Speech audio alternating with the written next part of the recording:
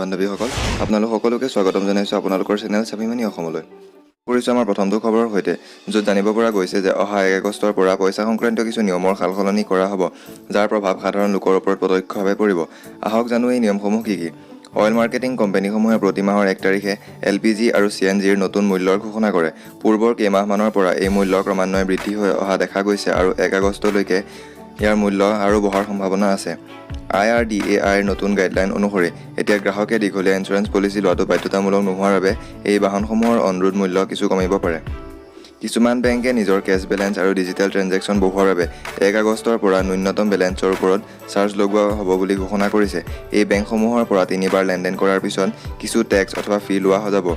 এই বেংকসমূহ হৈছে bank of Maharashtra Cuttack Mahindra bank আৰু এক্সিছ বেংক RBL অৰ্থাৎ ৰত্নাকৰ বেংক লিমিটেডৰ নিয়মসমূহতো কিছু পৰিৱৰ্তন কৰা হৈছে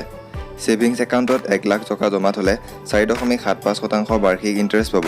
1ৰ পৰা 6 লাখ থলে 6% আৰু 10 লাখৰ পৰা 5 কোটি থলে 6.75% পাব ইয়াৰ ডেবিট কাৰ্ড বেয়া হলে 200 টকা টেক্স দিব লাগিব আৰু লগতে 1 মাহত 5 বাৰলৈকে ATM দি কেছ উইথড্ৰ কৰিলে কোনো টেক্স দিব নালাগে আগবাঢ়িছো দ্বিতীয়টো খবৰলৈ য'ত দিন হাজিৰা কৰা ফল সবজি বেচা কাপোৰ ধোৱা নাপিত পান দোকানী আদি লোকসকলে PM সেৱা নিধিৰ এক যোজনাৰ অন্তৰ্গত ল'ব পাৰিব 10,000 টকাৰ লোন 1 জুনৰ পৰা আৰম্ভ হ'ব লগা এই যোজনা লাভ উঠাবৰ বাবে আপোনালোকে ডাউনলোড কৰিব লাগিব PM সেৱা নিধি এপ যাৰ পৰ্টেলত আপোনালোকে ৰেজিষ্ট্ৰেচনৰ লগতে অন্যান্য সুবিধাসমূহ লাভ কৰিব পাৰিব আগবাঢ়িছো আমাৰ পৰৱৰ্তী খবৰলৈ আকাশবাণী গুৱাহাটী কেন্দ্ৰই স্পষ্টীকৰণ কৰি কয় যে বন্ধ নহয় আঞ্চলিক বাতৰি অভিযোগৰ ভিত্তিতে 21 জুলাইত বদলি কৰা হৈছে বাতৰি পৰিৱেশকক অসমীয়া ভাষাক এলাগী কৰা বা আঞ্চলিক বাতৰি পৰিৱেশন বন্ধ কৰা ধৰণৰ কথা বতৰা চলিছিল ছ'চিয়েল মিডিয়াত এতিয়া এই সকলো ভুৱা আৰু ভিত্তিহীন বুলি মন্তব্য কৰিছে আকাশবাণী গুৱাহাটী কেন্দ্ৰই আৰু অতি শীঘ্ৰে অসমীয়া ভাষাত দক্ষ নিপুণ আৰু অসমীয়া শুদ্ধকৈ ক'ব পৰা যুৱক যুৱতীক নিযুক্তি দিয়া হ'ব আকাশবাণী কেন্দ্ৰত বৰ্তমান আধাৰ কাৰ্ড সকলো কামতে প্ৰয়োজন হোৱাৰ লগতে ই আমাৰ এক পৰিচয় পত্ৰ হিচাপে প্ৰমাণ হৈছে যাৰ বাবে আধাৰ কাৰ্ড এক গুৰুত্বপূৰ্ণ ডকুমেণ্ট হিচাপে ভবা হয় যদি আপোনাৰ এই আধাৰ কাৰ্ড হেৰাই বা নষ্ট হয় তেন্তে কেনেকৈ পুনৰ আধাৰ কাৰ্ড উলিয়াব পাৰি আহক জানো ইউনিক আইডেন্টিফিকেশ্যন অথৰিটি অফ ইণ্ডিয়াই ইয়াৰ উপায় এনেদৰে দিছে যদি আপুনি নতুন আধাৰ কাৰ্ড বিচাৰে তেন্তে আপুনি www.uidai.gov.in ত গৈ নতুন প্ৰিণ্টৰ বাবে অৰ্ডাৰ কৰিব লাগিব এতিয়ালৈকে প্ৰায়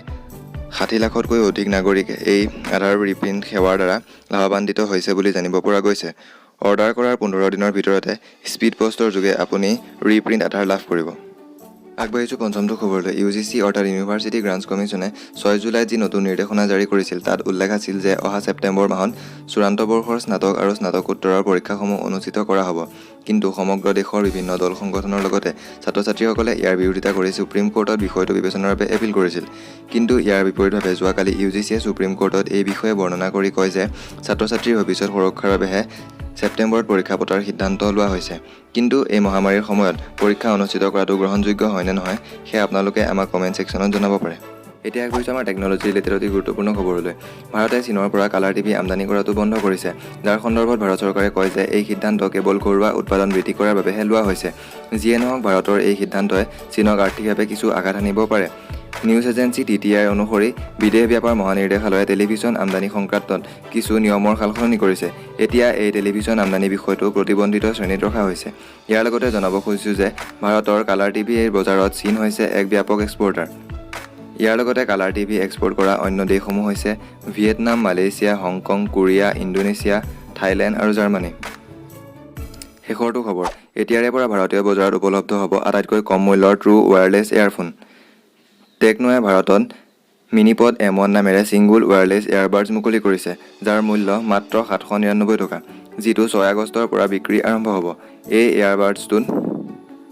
50 mAh বেটাৰীৰ লগতে চাৰ্জিং কেছটোত 110 mAhৰ বেটাৰী সংযোগ কৰিছে যি 18 ঘণ্টালৈকে চলিব বুলি কোম্পানীটোৱে উল্লেখ কৰিছে ইয়াৰ লগতে এই কোম্পানীটোৱে টেকনো স্পাৰ্ক 6 এয়াৰ নামৰ আন এটা স্মাৰ্টফোনো মুকলি কৰিছে যাৰ বজাৰ মূল্য 7,999 টকা ৰখা হৈছে